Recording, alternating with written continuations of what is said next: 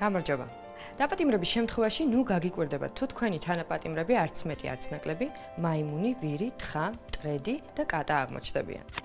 როგორც ჩანს, გისოსებს მიღმა არა მხოლოდ ადამიანები ხვდებიან. სწორედ ამ კრიმინალური ისტორიის მქონე ცხოველებს დაეთმობა ჩვენი დღევანდელი გადაცემა, რომელსაც დიდი სიამოვნებით ექვსოულად ვაქცევდი, სადაც ჩემს კრიმინალ კოკასპანიელსაც მოვიხსენიებთ. მოგეხსენებათ, სხვა ქვეყნის ტერიტორიაზე უკანონოდ გადასვლა თუნდაც უნებლიეთ ისჯება კანონით.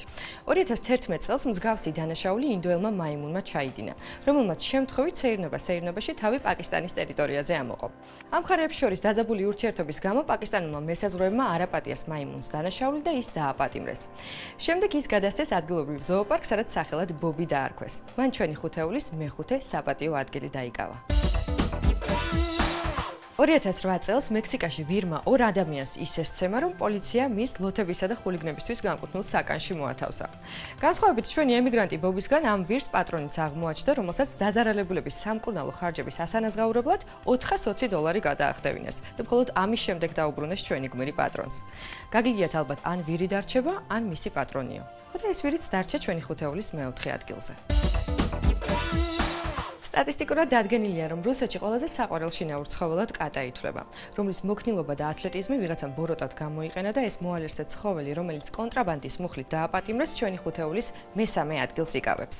საქმე იმაშია, რომ გასულ წელს რუსეთის ერთ-ერთ ციხეში მცველებმა შეამჩნიეს კატა, რომელიც სარკმლებიდან იპარებოდა საკნებში და პატიმრებისთვის უკანონოდ მიჰქონდა ზურგზე სკოტჩი დამაგრებული მობილური ტელეფონები.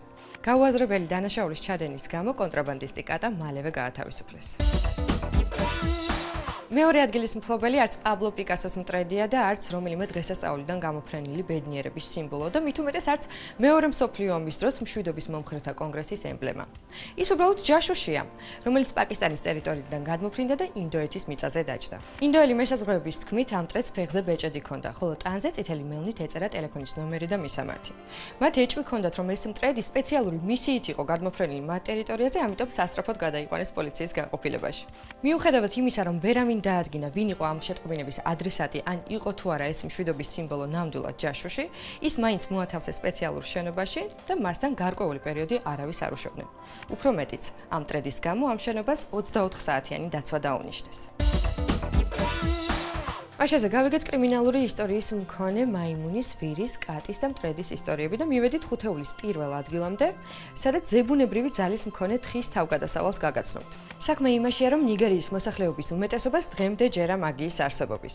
სწორედ ასეთმა ადამიანებმა ერთ-ერთი ადგილობრივი თხა საეჭვოდ მიიჩნიეს, დააპატიმრეს და პოლიციის განყოფილებაში გადაიყვანეს.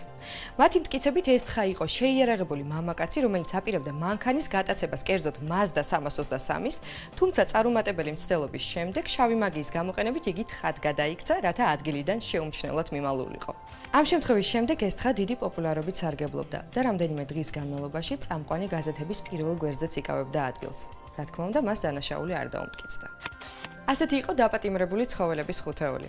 მე საუკეთესო სურვილებით გემშვიდობებით, გავუფრთხილდით თქვენ თავს და ცხოველებს. მომავალ კვირას დაგიბრუნდებით სხვა არანაკლებ საინტერესო ხუთეულით. დროებით.